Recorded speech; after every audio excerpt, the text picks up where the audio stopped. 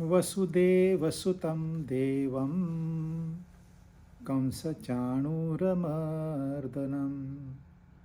देवकी परमानन्दं कृष्णं वन्दे जगद्गुरुम्।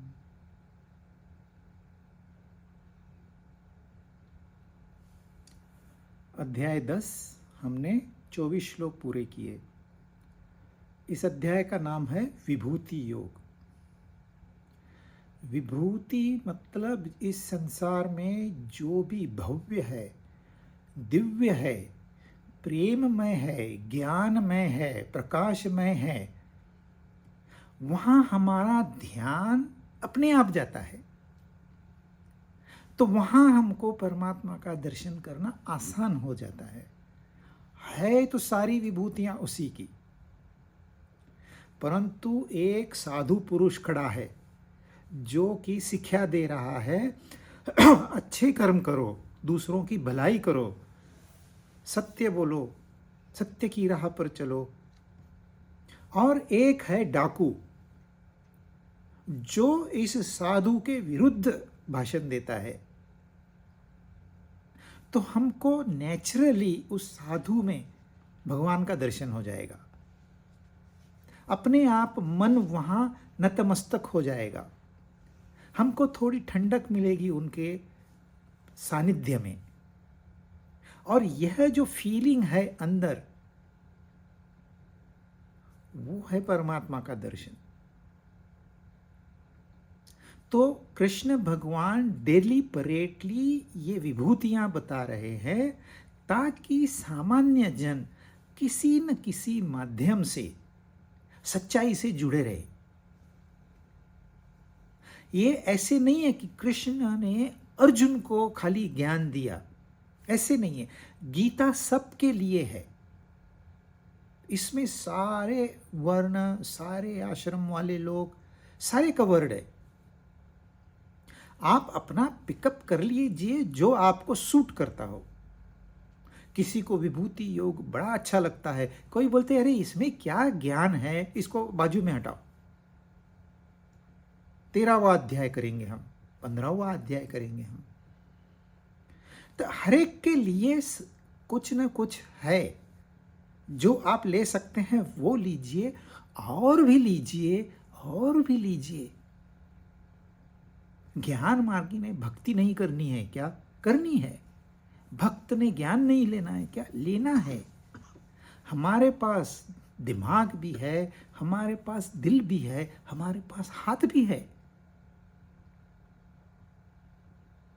तो सबके लिए थोड़ा थोड़ा है। तो ये विभूति से अपने आप भक्ति, प्रेम, एक समर्पण भाव जिससे शांति महसूस होती है, अपने आप प्रोड्यूस होता है। तो अब 25वें श्लोक में कह रहे हैं, महर्षिणाम भृगुरहम गिरामस्येकम अक्षरम यज्ञानाम जप यज्ञोस्मि स्थावराणाम हिमालयः। महर्षियों में भृगु और शब्दों में, वाणी में एक अक्षर जिसको हम प्रणव कहते हैं, वो मैं हूं। संपूर्ण यज्ञों में जप यज्ञ मैं हूं, और जो स्थिर है, स्थावर है, उनमें हिमालय मैं हूं। महर्षियों में भृगु मैं हूं। महर्षि मतलब वो लोग होते हैं जिन्होंने संसार में अनुभव इकट्ठे किए। इन्हीं अनुभवों का उन्होंने विश्लेषण किया। इस विश्लेषण को उन्होंने आपस में बांटा और मिलके एक कंक्लूजन पे आए कि कोई सच्चाई है जिसे हम नहीं जानते। फिर उसकी खोज की और सत्य संसार के सामने रखा। इसमें उनका स्वार्थ जीरो। यदि मैं ये काम करता हूँ, इसमें मेरा स्वार्थ आ गया, तो मेरे कार्य की जो कार्य क्षमता है वो इमीडिएटली टूट जाएगी, खत्म हो जाएगी। तो ऋषियों ने जो भी किया मानवता के लिए किया, अपना स्वार्थ जो था वो भी त्याग दिया, ताकि संशय न रहे किसी को। इसलिए उनको महर्षि कहते हैं, महान ऋषि। ये साइंटिस्ट है, ऐसे मत समझिए कि ऋषियों को और कोई काम नहीं था। जैसे भौतिक शास्त्रज्ञ होते हैं वैसे आध्यात्मिक शास्त्र होते हैं। भौतिक शास्त्रज्ञ बनना बड़ा आसान है, क्योंकि इसमें जो खोज करनी पड़ती है वो भौतिक पदार्थों में करनी पड़ती है। इसमें जो एक्सपेरिमेंटेशन प्रयोग करना होता है वो भौतिक पदार्थों में करना, या प्राणियों पे करना पड़ता है, या गरीब जनता पे करना पड़ता है। परंतु ऋषियों का वैसे नहीं है। ऋषियों को जो प्रयोग करने पड़ते हैं वो अपने आप पर करने पड़ते हैं। क्या मैं सुखी हुआ? क्या मुझे आनंद प्राप्त हुआ? नहीं तो मैं दूंगा नहीं ये ज्ञान। क्या मेरी उन्नति हुई? मैं लोगों को तो बताऊं उन्नति करो, इस प्रकार से यह मार्ग है, पर क्या मैं उस मार्ग पे चला हूं?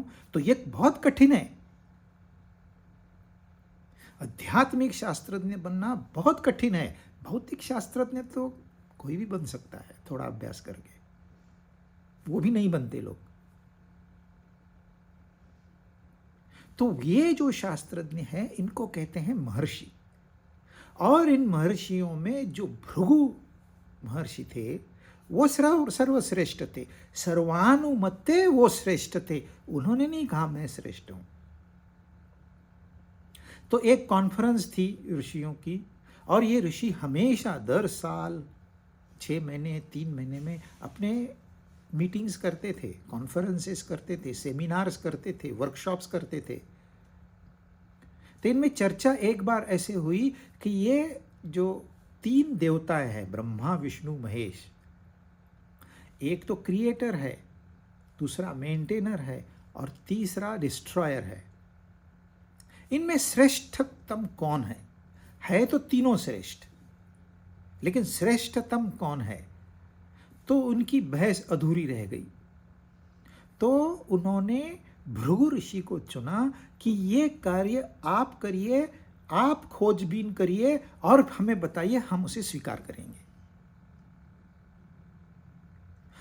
तो तीनों के पास गए भृगु ऋषि, आखिरी में विष्णु जी के पास गए, और विष्णु जी तो सोए हुए थे अपने शेषनाग पर। तो वहां जाके उन्होंने उनके वक्ष स्थल पर जोर से लात मारी।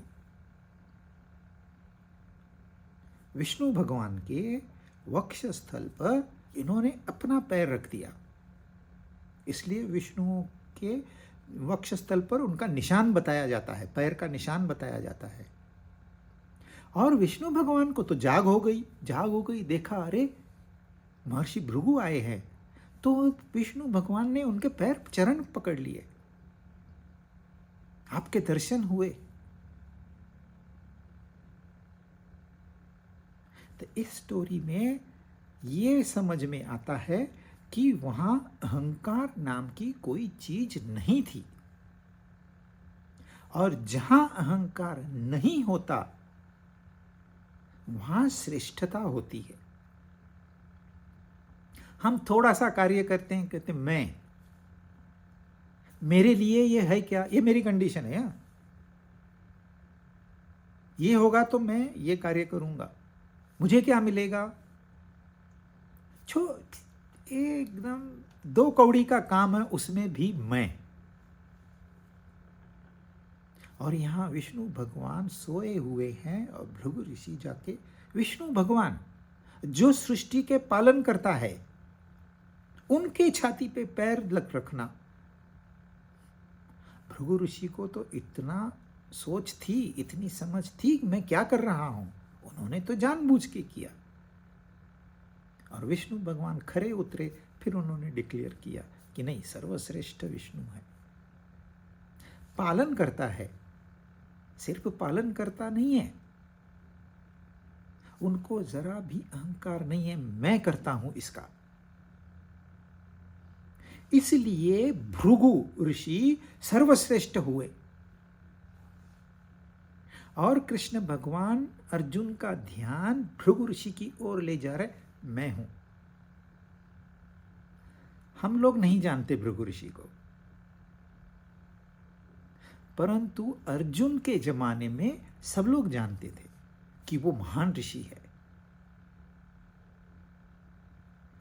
वाणियों में या शब्दों में एक अक्षर मैं हूं, मोनोसिलेबल, और वो है जिसको हम प्रणव कहते हैं, ओम कहते हैं, आदि मंत्र कहते हैं। इस सृष्टि का निर्माण एक शब्द से हुआ। वह पहला पहला शब्द था ओम। ये जो ओम है, यह सृष्टि का साउंड है, प्रकृति का साउंड है। ये अपने आप पैदा होता है, खाली आपको सुनने के लिए कान चाहिए अच्छे। पहले ओम की निर्मित हुई। सारी वर्णमाला में ओम आपको नहीं दिखेगा। अ आ इ ई शुरू करते हैं हम, क ख ग घ शुरू करते हैं, परंतु ओम सबका आदि है, क्योंकि ये भाषाएं तो बाद में उन्नत हुई। पहले ओम, फिर उसके बाद गायत्री मंत्र हुआ, उसके बाद वेदों की रचना हुई, उसके बाद व्याकरण, छंद वगैरह वगैरह ये सब बाद में आया। तो जो मूल मंत्र है, जो आदि मंत्र है, जो पहला पहला मंत्र है, वो है ओम। ओम का कोई अर्थ नहीं है, परंतु ओम सीधे सीधे हमको सच्चाई से जोड़ता है।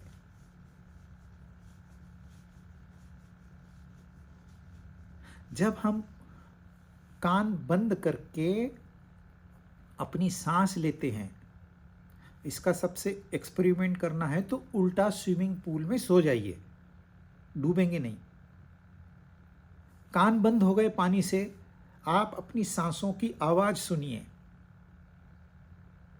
उसमें आपको ओम सुनाई देगा। नवजात शिशु जब पहले पहले उच्चारण करता है, उसमें भी ओम आपको सुनाई देगा। आमीन, आमीन, ये भी ओम का ही एक स्वरूप है। तो ओम इसलिए महत्वपूर्ण है, बाकी सारे शब्द हमको संसार से जोड़ते हैं, ओम हमको परमात्मा से जोड़ता है। यह मूलभूत फर्क है। मैं दूसरा कोई भी आम कहूं तो आपके सामने एक फल, मीठा, रसीला, खुशबूदार, इमीडिएटली आपके ध्यान में वो फल आ जाएगा। पर मैं ओम कहूं तो फिर संसार की कोई वस्तु नहीं आएगी। यदि आप इंक्लाइंड है स्पिरिचुअलिटी की तरफ, तो परमात्मा का ध्यान जरूर आएगा। तो वह प्रणव, वो कहते हैं मैं हूं अर्जुन, मतलब ध्यान आपका संसार से हटाकर सच्चाई की ओर ले जाना है। इसलिए यह विभूति योग है। यज्ञानाम जप यज्ञ,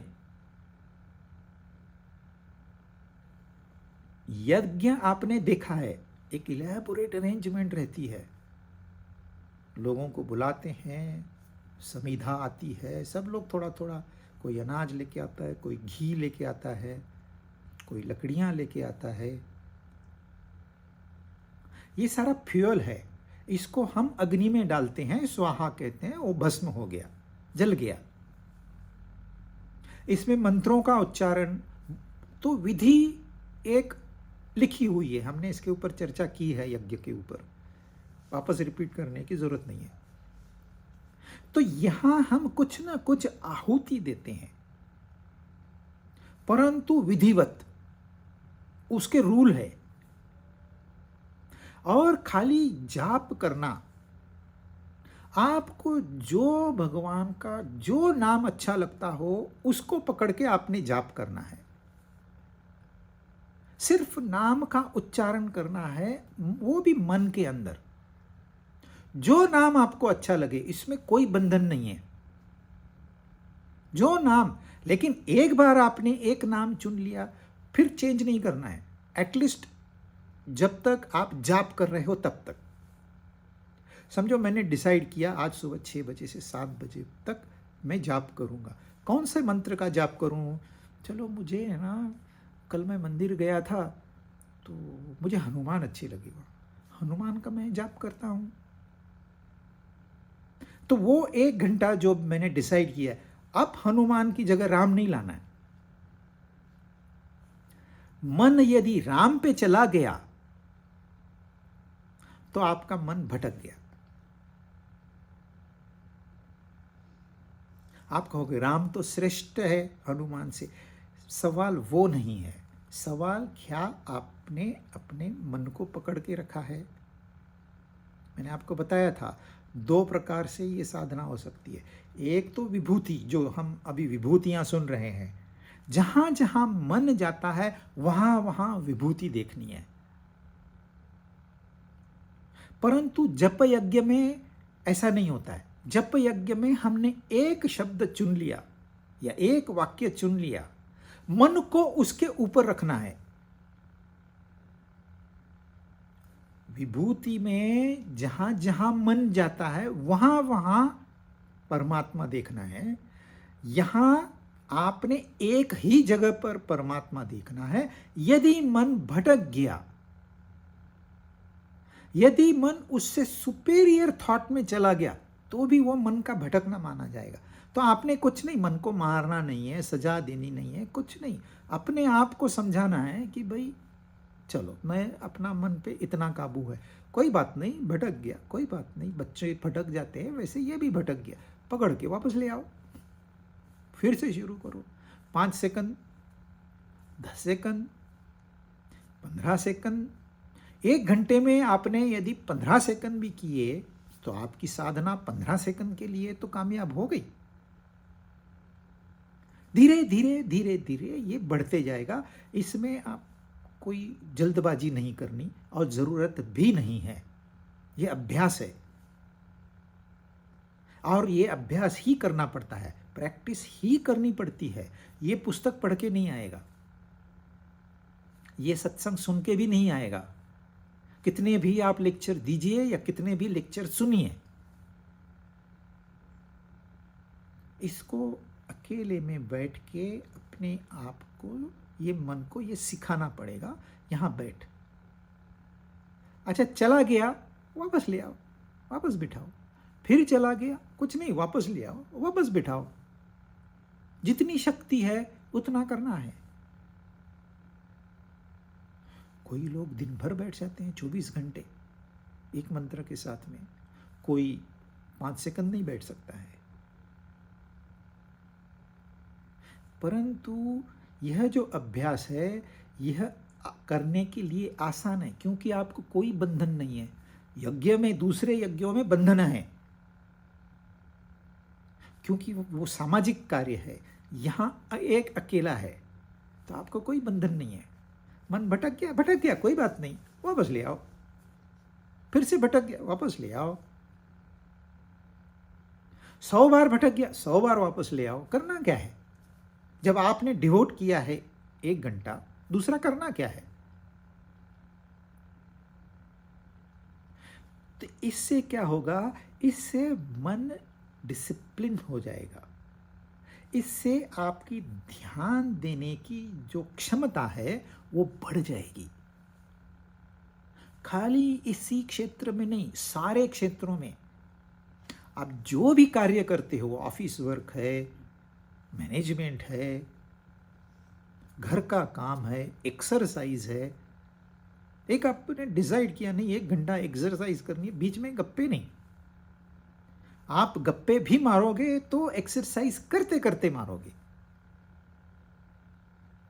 क्यों? अब आप पता है आपको, ये मन तो भटकेगा, इसको बांध के रखो। जितना अभ्यास बढ़ेगा उतनी मन की कैपेसिटी बढ़ेगी। धीरे धीरे मन शांत होगा। जैसे जैसे मन शांत हो जाएगा आपकी कार्य क्षमता बढ़ती जाएगी। कितनी बढ़ सकती है एक इंसान की कार्य क्षमता? 100 गुना बढ़ सकती है थोड़े से अभ्यास से। सुनने में आपको ठीक, लेकिन जिसको एक्सपीरियंस है वो बताएगा आपको। आप कार्य आया, यूं तुरंत हो गया। ईमेल आया, उसी क्षण रिप्लाई खत्म। लोग बोलते हैं यार इतना फास्ट कैसे रिप्लाई करते हो तुम? ये सारा डेटा तुम्हारे पास तैयार होता है। डेटा क्या तैयार होता है? मन शांत होने इसकी वजह से अपने आप वो सब ध्यान वहीं जाता है जो कार्य करना है। तो ये कार्य क्षमता बढ़ाने के लिए भी काम करता है। इसलिए भगवान कहते हैं यज्ञों में जप यज्ञ मैं हूं। स्थावराणाम हिमालय अस्मि। जो स्थिर चीजें हैं, एक स्थावर होता है, एक जंगम होता है, एक मूविंग होता है, एक नॉन मूविंग होता है। आप नदी को बहते हुए देखते हैं। पहाड़ जनरली स्थिर होते हैं, कुछ 1000 वर्ष में थोड़ा बहुत फर्क होता है उनमें दिखाई देने वाला। कभी कभी लैंडस्लाइड्स होते हैं, लेकिन जनरली आप हिमालय को देखोगे तो जैसे है वो स्थिर वैसे ही है। और हिमालय ज्ञान का स्रोत है। हिमालय की पुत्री जो कि बड़ी सुंदर है, वो है यह आध्यात्मिक ज्ञान। इस ज्ञान की उत्पत्ति हिमालय से हुई और फिर प्लेन्स में आ गई। एक जमाना था वर्ल्ड की टॉप एजुकेशन जो है वो हिमालय में होता था। वहां कई आश्रम थे। आप स्टोरीज पढ़िए पुराणों में, आपको उसका रेफरेंस मिल जाएगा। तो हिमालय खाली एक पर्वत नहीं है, ये जीवन प्रदान करता है। हिमालय, हिम मतलब बर्फ, आलय मतलब घर, बर्फ का घर है वो। तो यहां जब मौसम होता है उस मौसम में वो पानी इकट्ठा करके रखता है। और जब गर्मी का मौसम आता है, प्लेन्स में लोग रहते हैं, उनको पानी नहीं है, तो धीरे धीरे थोड़ा थोड़ा पानी देते रहता है। तो हिमालय का कार्य बहुत बड़ा है, वो भगवान जैसे हैं। इसलिए कृष्ण भगवान कहते हैं स्थावरों में हिमालय मैं हूं। ये दृष्टिकोण है पर्वत आप बोलोगे निर्जीव चीज है। अब आप निकाल दीजिए 40% of north Indian population vanish हो जाएगा।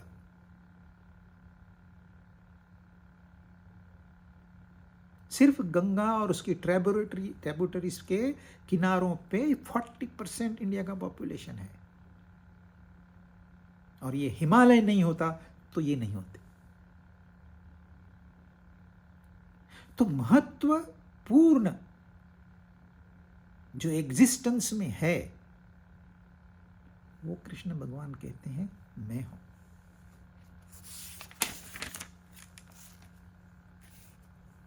छब्बीस। अश्वत्थ सर्ववृक्षाणां देवर्षीणां च नारदः गंधर्वाणां चित्ररथः सिद्धानां कपिलो मुनिः। संपूर्ण वृक्षों में जो पीपल का वृक्ष होता है वो मैं हूं। देवर्षियों में नारद मैं हूं, गंधर्वों में चित्ररथ मैं हूं, और सिद्धों में कपिल मुनि मैं हूं। अभी वृक्षों में अब उन्होंने ऐसी ऐसी चीजें ली है जो उस जमाने में महत्वपूर्ण थी। आज के जमाने में हमको शायद इतनी महत्वपूर्ण नहीं लगे। यार वृक्ष क्या है, लोग तो ऐसे ही काट देते हैं। लेकिन जो जायंट ट्रीज होते थे उनके नीचे लोग सहारा लेते थे। जो ट्रैवलर्स है, ग्रुप में ट्रैवल करते थे, 30 लोग 40 लोग जा रहे हैं, अब बीच में उनको रुकना है लंच के लिए, आराम करना है, दोपहर को 24 घंटे तो नहीं चल सकते, या रात में कहीं रेस्ट करनी है, कहाँ करेंगे? उस समय तो होटल्स नहीं थे, धर्मशालाएं नहीं थी, कहाँ रुकेंगे? तो पीपल के पेड़ के नीचे रुकते थे। पीपल के पेड़ में भी दो प्रकार होते हैं। अच्छा, इसके नीचे रहना आसान है क्योंकि एक तो छांव मिलती है, दूसरा उसका जो फल होता है वो छोटा होता है। वृक्ष बहुत बड़ा है, जायंट ट्री है, लेकिन उसका फल बहुत छोटा है। गलती से फल टूट के गिर जाए तो नीचे वाले की इंजुरी नहीं होगी।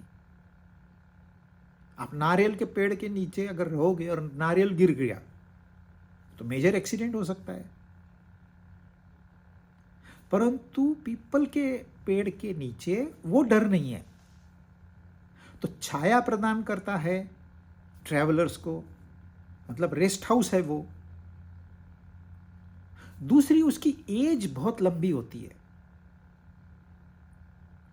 तो वो परमात्मा का प्रतीक बन जाता है, क्योंकि परमात्मा तो अजन्मा अमर है, तो ये उसका प्रतीक है। वृक्षों में ये प्रतीक है, क्योंकि हजार हजार साल के वृक्ष है। और आप बता सकते हो ऐसे ऐसे जगह पे ऐसे ऐसे वृक्ष है, आप वहाँ रुकना, वो निशानी के तौर पर उसका इस्तेमाल होता है। इसलिए उस वृक्ष का महत्व उस जमाने में बहुत ज़्यादा था। पैलेस होटल्स बने हैं, आप चित्र देख के ही लगता है कि अरे क्या होगा यहाँ। लोग खाली टूरिस्ट बाहर से देखने को जाते हैं। तो जो पैलेस होटल है वो बाकी होटलों से अट्रैक्टिव है, वैसे ही पीपल का वृक्ष बाकी वृक्षों में अट्रैक्टिव है। इसलिए भगवान अपने आप को वहां जोड़ रहे हैं। देवर्षियों में नारद, देवर्षि अनेक है और नारद भी अनेक है, लेकिन ये जो कैरेक्टर है नारद का, ये वाल्मीकि के जमाने में था, ये व्यास जी के जमाने में था। 5000 साल का डिफरेंस है।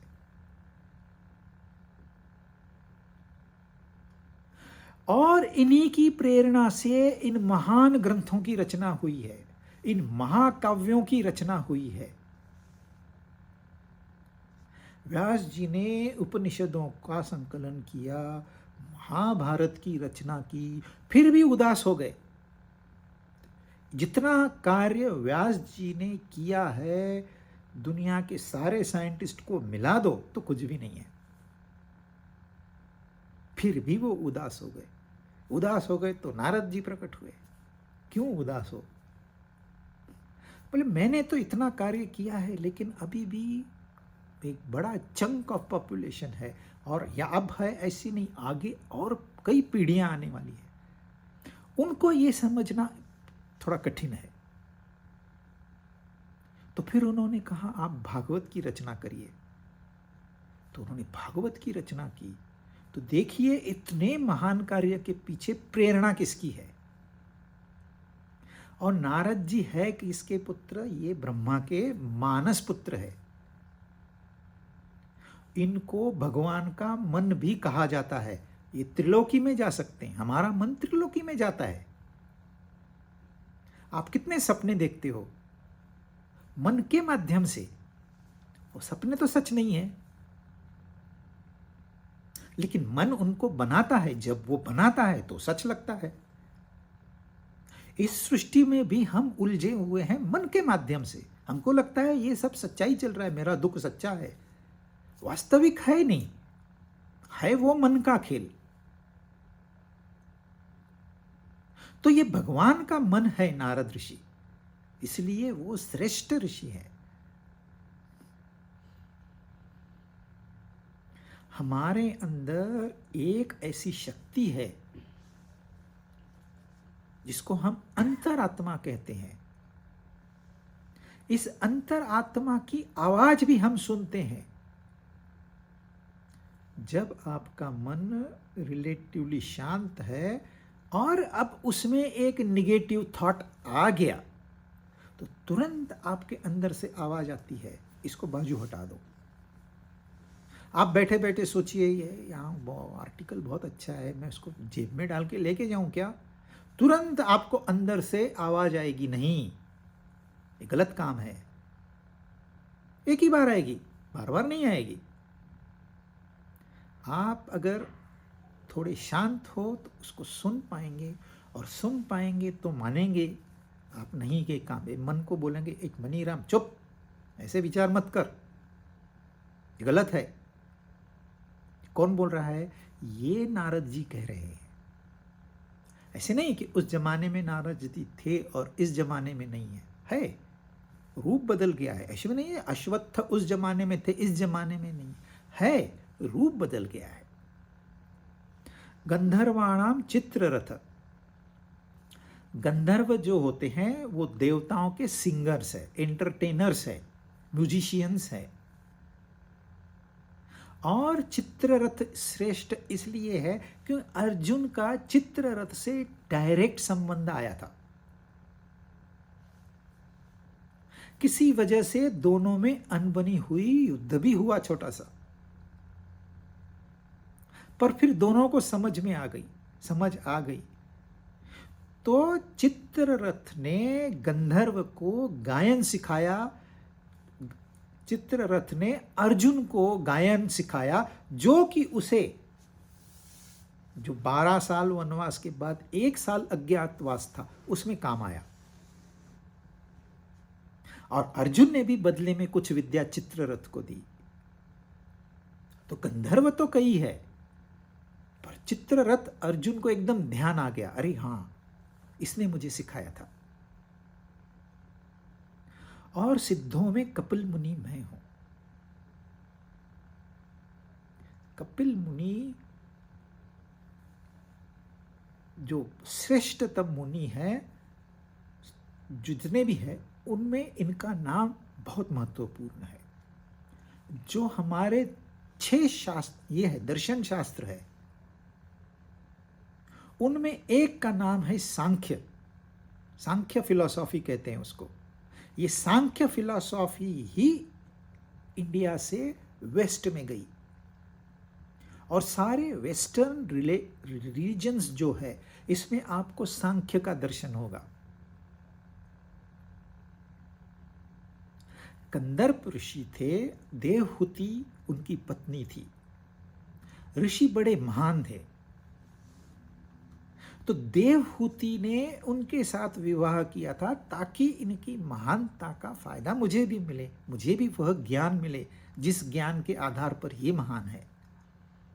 परंतु उनको कहीं जाना पड़ा, तो देवहूति ने उनको पूछा, आप तो जा रहे हो लेकिन मेरा क्या? तो तब तक पुत्र था, तो उन्होंने कहा, ये पुत्र जो है ये मेरा ही रूप है। कंदर्प ऋषि खुद ही पुत्र के रूप में जन्मे हैं, ये तुझे ज्ञान देगा। तो उचित समय पर देवहूति ने कपिल को, यानी कि अपने बेटे को गुरु बनाया, क्योंकि ये विधिवत, यदि आप ज्ञान, पुत्र को ऐसे नहीं कह सकते तेरे को पता है ना, बता मुझे, नहीं, आपको शरण जाना होगा, उसको गुरु का स्थान देना होगा। एटलीस्ट जब तक आप इसके अभ्यास में हो तब तक उसको गुरु मानना है। एक बार ये खत्म हो गया, आप फिर उसको बेटा मानिए। तो देवहूति ने उसको गुरु का स्थान दिया, अनेक प्रश्न पूछे और कपिल मुनि ने उनके जवाब दिए। और यह जो थियरी है ये उस जमाने में रिवॉल्यूशनरी थियरी थी, जिसमें प्रकृति और पुरुष का विश्लेषण आया है। ये पहली बार हुआ आध्यात्मिक क्षेत्र में, इसलिए ये उनका स्वयं का रिसर्च है। हम जो चर्चा कर रहे हैं ये तो गीता में है। फिर गीता पे कई टीकाएं हुई है, परंतु यह जो सांख्य फिलॉसफी है, सांख्य दर्शन है, इसका पहली बार उद्घाटन ये कपिल मुनि ने किया था। हमको लगता है मैं यहां बैठा हूं, मैं इंडिपेंडेंट हूं, मैं इतने ताकतवर हूं, परंतु मेरे मुंह से एक शब्द नहीं निकल सकता है यदि मुझे वो अज्ञात शक्ति प्राप्त नहीं होती। यह शरीर, यह मन, यह बुद्धि, ये जड़ है, ये खुद स्वयं कुछ नहीं कर सकते। करना तो बहुत है लेकिन कर नहीं सकते, तो इनको चेतन बनाना होता है। और वो चेतन तत्व है जिसको इन्होंने पुरुष कहा है, वो जब इनसे सम्मिलित होता है, जैसे बल्ब और बिजली का जब संगम होता है तो प्रकाश की उत्पत्ति होती है। बिजली और पंखे का संबंध होता है, तब हवा में हलचल पैदा होती है मोशन से। वैसे ही जब वो पुरुष इस प्रकृति से मिलता है तो जीवन प्रकट होता है वहां पर। और ये घटना इंस्टेंटली घटती है, इसलिए हम उसको नोटिस नहीं कर पाते। अगर समय लगता तो हम नोटिस कर पाते। होता इंस्टेंटली है, जैसे स्विच ऑन कर दिया और प्रकाश आया, तो हम बिजली को नोटिस नहीं कर पाते। यदि समय लगता तो हम सोचते अरे बिजली क्यों नहीं जा रही है, क्यों इतना लेट कर रही है। तुरंत होता है तो हमको तो प्रकाश मिल गया, बिजली हमको क्या लेना देना। ऐसे ही हो गया है। ये तुरंत होने की वजह से हमारा ध्यान सिर्फ जो इंद्रिय मन बुद्धि के दायरे में है वहीं जाता है। इस दायरे के बाहर कुछ है हम सोचते ही नहीं है। प्रकाश तो आ रहा है लेकिन वहां बिजली है, ये हम सोचते ही नहीं है। तो हमारे अंदर ये पुरुष तत्व है और यह प्रकृति तत्व है। पुरुष तत्व की ओर ही जाएगा। जो हमारी आत्मा है वह परमात्मा की ओर ही जाएगी। वो उसका प्रकृति का कोई संबंध नहीं है। जीवन प्रकृति में है लेकिन उसके बिना मुमकिन नहीं है। और जो प्रकृति से बना है वो प्रकृति की ओर जाएगा। आंखें सिर्फ रंग रूप ही देख पाएगी और कुछ नहीं, वो सुन नहीं पाएगी। कान सिर्फ सुन पाएंगे, देख नहीं पाएंगे। वैसे ही बाकी इंद्रियां, वैसे ही मन, वैसे ही बुद्धि। इनमें कोई श्रेष्ठ नहीं है, कोई कनिष्ठ नहीं है। सबको अपना अपना रोल है। बुद्धि अपना कार्य करेगी, मन अपना कार्य करेगा, इंद्रियां अपना कार्य करेगी प्रकृति में, क्योंकि ये प्रकृति के प्रोडक्ट है। तो मन का भटकना स्वाभाविक है। ऐसे नहीं है कि हमने बहुत महान गलती कर दी है, जी नहीं। वो मन है, वो प्रकृति से बना हुआ है, कहां जाएगा? अपने सोर्स की ओर ही जाएगा। समुद्र से पानी भाप बनता है, नदी से फिर समुद्र में ही आएगा वो। तो मन उधर जाता है संसार में, तो ये कोई बड़ी अचरज वाली बात नहीं है। प्रॉब्लम कहां पर है? हमने मन को मैं मान लिया है और सच्चाई कुछ अलग है। सच्चाई की ओर ध्यान नहीं है। तो सच्चाई जानने के लिए उन्होंने जो थियोरी दी उसको कहते हैं सांख्य। भगवद गीता में ही दूसरे अध्याय में सांख्य योग का जिक्र किया है कृष्ण भगवान ने। तो ये कपिल मुनि का मानवता के ऊपर बड़ा एहसान है। हम उनकी कीमत नहीं जान सकते क्योंकि हमें ये थ्योरी क्या है यही पता नहीं है। जैसे कहते हैं आइंस्टाइन ने E=mc², ये फॉर्मूला दिया हमको, लेकिन E=mc² यही पता नहीं हमको, तो आइंस्टाइन का महत्व हमको पता ही नहीं चलेगा। जो अभ्यास करेंगे एनर्जी क्या होती है, जब उनको पता चलेगा तो माय गॉड, कितने महान शास्त्रज्ञ थे, और उनसे कई गुना महान कपिल मुनि है। जब हम अभ्यास करेंगे सांख्य का तब हमें पता चलेगा। और उन कह रहे हैं भगवान कपिल मैं हूं।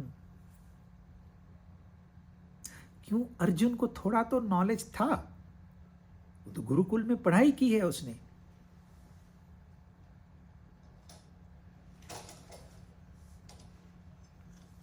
अट्ठाईस, आयुधानाम अहम वज्रम धेनुनामस्मि कामधुक् प्रजनश्चास्मि कंदर्पः सर्पाणामस्मि वासुकी। आयुधा, आयुध मतलब जिससे युद्ध करते हैं, यानी कि अस्त्र शस्त्र। आयुधों में वज्र मैं हूं, धेनुओं में कामधेनु मैं हूं। संतान उत्पत्ति के हेतु जो आप में शक्ति होती है उसको कामदेव कहते हैं, वो कामदेव मैं हूं। और सर्पों में वासुकी मैं हूं। आयुधों में वज्र मैं हूं। वज्र है इंद्र का शस्त्र, वो उसका वार कभी खाली नहीं जाता है, थंडरबोल्ट। और ये जो है ये दधीची मुनि के हड्डियों से बना हुआ है। एक वृत्तासुर नाम का राक्षस था जिसने स्वर्ग पे कब्जा कर लिया, यानी कि इंद्र का सिंहासन उसने छीन लिया। अब इंद्र तो जॉबलेस हो गया, और ये स्वर्ग के लोग, वो उनको ये बात सहन नहीं होती। तो फिर वो बड़ी स्टोरी है, आखिरी में उनको दधीची मुनि के पास जाना पड़ा, और दधीची मुनि को उन्होंने रिक्वेस्ट की कि ऐसे ऐसे है, उस वृत्तासुर को मारने के लिए मुझे एक थंडरबोल्ट चाहिए जो आपकी हड्डियों से बनेगा, तो आप हड्डियां मुझे दे दो अपनी। अब हड्डियां कैसे देंगे, उनको तो मरना पड़ेगा। तो उन्होंने स्वीकार किया, देवताओं की भलाई के लिए उन्होंने सैक्रिफाइस किया। इस सैक्रिफाइस की वजह से वो थंडरबोल्ट महत्वपूर्ण है। अन्यथा कृष्ण भगवान जब कह रहे हैं आयुधों में वज्र मैं हूं, तो उनका सुदर्शन चक्र कहां गया? आयुधों में तो सुदर्शन चक्र सर्वश्रेष्ठ है। चलो सुदर्शन चक्र नहीं तो गदा सर्वश्रेष्ठ है, क्योंकि विष्णु भगवान के हाथ में तो गदा भी है। तो चक्र श्रेष्ठ होना चाहिए, गदा श्रेष्ठ होनी चाहिए, परंतु यहां कह रहे हैं वज्र श्रेष्ठ है, क्योंकि इसमें किसी ने अपने जीवन की आहुति दी हुई है। यह एक बात। दूसरी बात, अर्जुन वज्र से डायरेक्ट रिलेशन में है। क्यों? क्योंकि अर्जुन इंद्र का पुत्र है, और वज्र इंद्र का आयुध है। इसलिए अर्जुन का और वज्र का डायरेक्ट संबंध है। हाइपरसोनिक मिसाइल आपने सुना, तो एकदम से कोई मिसाइल गया, इसने इतने मिसाइल दागे, आपको इतना कुछ नहीं लगता है। लेकिन हाइपरसोनिक मिसाइल, आप तुरंत जागरूक हो जाते हैं, क्योंकि हाइपरसोनिक को आप भेद नहीं सकते।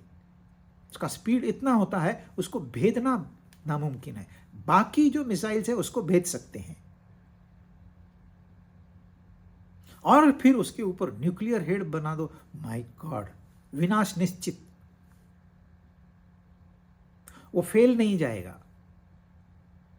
ऐसे ये वज्र है। धेनुओं में कामधेनु मैं हूं। कामधेनु यानी कि ऐसी धेनु। धेनु कौन होती है? जो अभी अभी ब्याही है वो धेनु होती है। जो गाय अभी अभी ब्याही है उसको धेनु कहते हैं, क्योंकि अब अपने आप हमको दूध का सप्लाई निश्चित। और कामधेनु है दूसरी धेनु, तो एक ही आपकी इच्छा पूरी करती है, खाना बच्चों के लिए दूध देगी। पर कामधेनु ऐसी है जो आपकी सारी कामनाएं पूरी करेगी। ये स्वर्ग में रहती है। और ये स्पेशल इसलिए है क्योंकि जो समुद्र मंथन से 14 रत्न निकले थे, कामधेनु उनमें से एक है।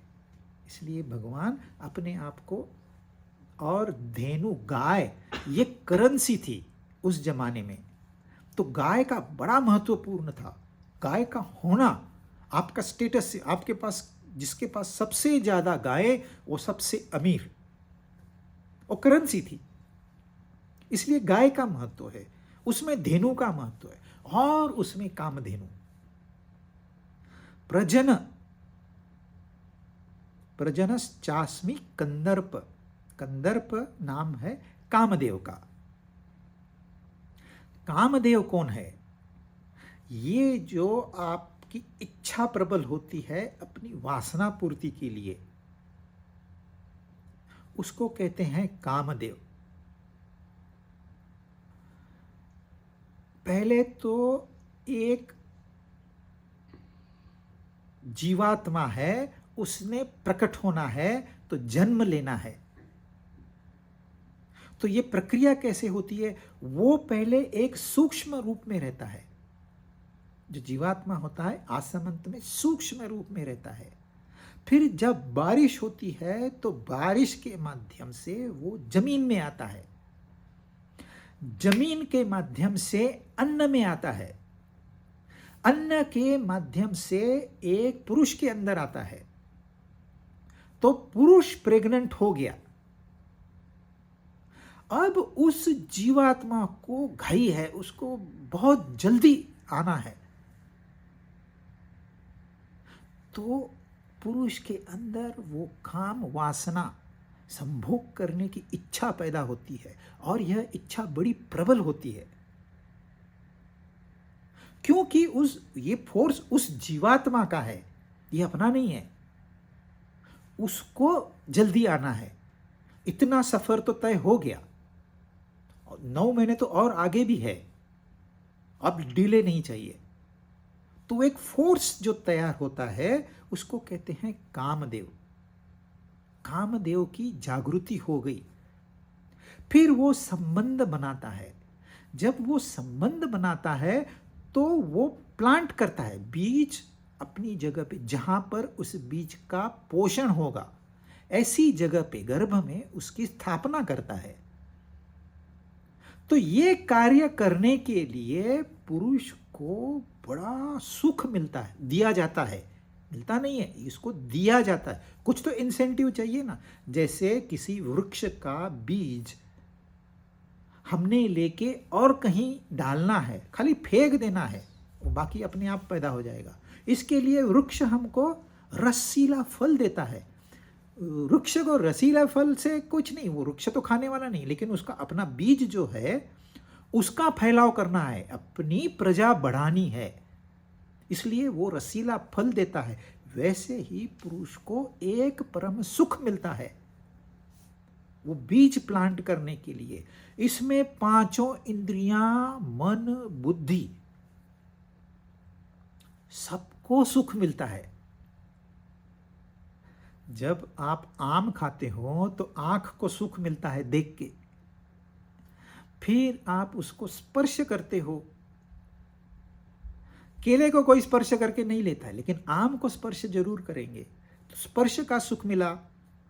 फिर उसको सूंघते हैं, खुशबूदार है, तीसरा सुख मिला। फिर उसको खाते हैं, मीठा है, चौथा सुख मिला। केले और आम में क्या फर्क है?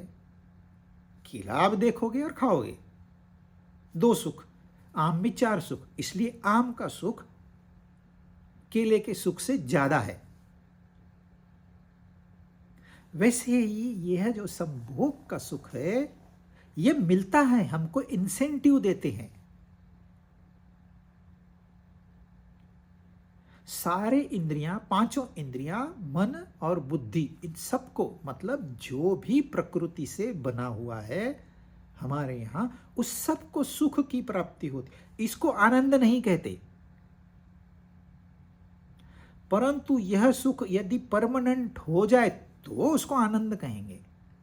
ये तो क्षणिक होता है, आता है चला जाता है, वो आपके मेमोरी में रहता है, आपके भूतकाल में रहता है, तो आप उसको वापस भोगना चाहते हैं, वापस भोगना चाहते, लेकिन वो डिप्लीट होते जाता है, धीरे धीरे वो कम होते जाता है। जो प्रजनन के लिए है वो सर्वश्रेष्ठ है। तो उस इच्छा को कहते हैं कामदेव, और कृष्ण भगवान कहते हैं कामदेव मैं हूं। तो यह पवित्र कार्य है, ये कोई अपवित्र नहीं है। परंतु जो स्वार्थी मनुष्य होता है वो एक बार सुख चख लेता है, उसको बार बार चाहिए, एट एनी कॉस्ट चाहिए। इसको कहते हैं लस्ट एंड ग्रीड। जो लोभी इंसान होता है उसकी इच्छाएं पूरी नहीं हो सकती और वो डिस्ट्रॉय कर दिया जाता है प्रकृति के द्वारा। इसलिए जितना आवश्यक है उसके लिए आपको इंसेंटिव भी दिया जाएगा, जो अनावश्यक है उसके लिए आपको शिक्षा भी दी जाएगी प्रकृति के द्वारा। ये प्रकृति का खेल है, इसमें परमात्मा का संबंध नहीं है। वो जीवात्मा इंडिपेंडेंट है, आप इंडिपेंडेंट हो, गर्भ इंडिपेंडेंट है, परंतु है सब प्रकृति के हिस्सा, इसमें परमात्मा का संबंध नहीं। परंतु अर्जुन का ध्यान आकर्षित करने के लिए भगवान कहते हैं वो कामदेव भी मैं हूं और सर्पों में वासुकी मैं हूं।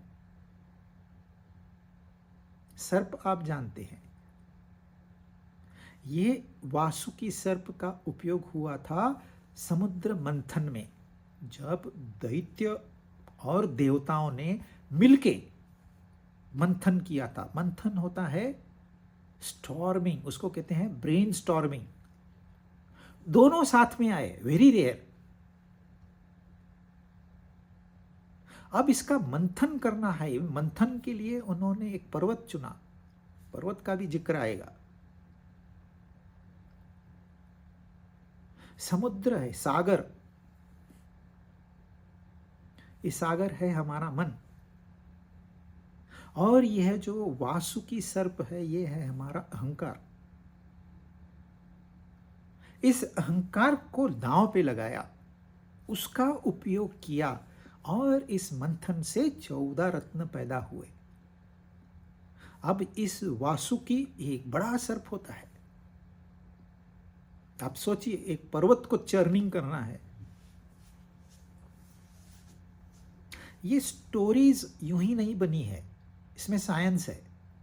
अब ये भगवत गीता में हम ज़्यादा डिटेल में नहीं जा सकते, थोड़ा इंट्रोडक्टरी।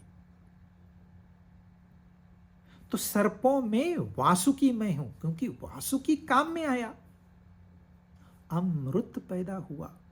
अमृत, आप अमृत सोच सकते हैं क्या होगा। इस संसार में यदि सर्वश्रेष्ठ कुछ है तो वो है अमृत।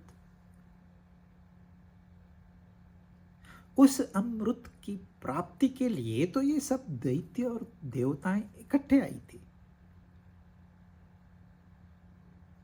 देवता तो इंटेलेक्चुअल्स होते हैं, दैत्य ताकतवर होते हैं, दोनों का कॉम्बिनेशन हो गया तो विचार मंथन होता है। इसको इंग्लिश में ब्रेनस्टॉर्मिंग। आप देखिए बड़ी बड़ी मीटिंग्स होती है, बोर्ड मीटिंग्स होती है या और कोई क्या करते हैं लोग, मंथन ही तो करते हैं। स्पिरिचुअल हो, रिलीजियस हो, कोई भी हो, वहां विचार मंथन ही तो होता है। ये ऐसे नहीं कि खाली एक बार मंथन हो गया खत्म हो गया, नहीं, आज भी आप मंथन करिए, आज भी आपको अमृत की प्राप्ति होगी। परंतु वासुकी का उपयोग करना पड़ा, इसलिए वासुकी सर्वश्रेष्ठ है सर्पों में, क्योंकि आधार लिया आपने अमृत के लिए, उसका आधार लिया। अनंतश्चास्मिना गानाम वरुणो यादसामहं पितॄणामर्यमा चास्मि यम संयमतामहम्।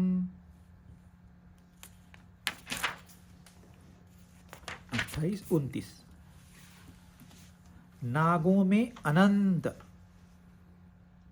और जल जंतुओं का अधिपति वरुण जल देवता मैं हूं, और पितरों में अर्यमा और शासन करने वालों में यमराज मैं हूं। पहले सर्पों में वासुकी बताया उन्होंने, अब नागों में अनंत बता रहे हैं तुरंत। सर्प और नाग, सर्प वो होता है जो जमीन पे रहता है और नाग वो होता है जो जल में रहता है। तो नागों में सर्वश्रेष्ठ अनंत है। अनंत का मतलब जिसका कोई अंत नहीं।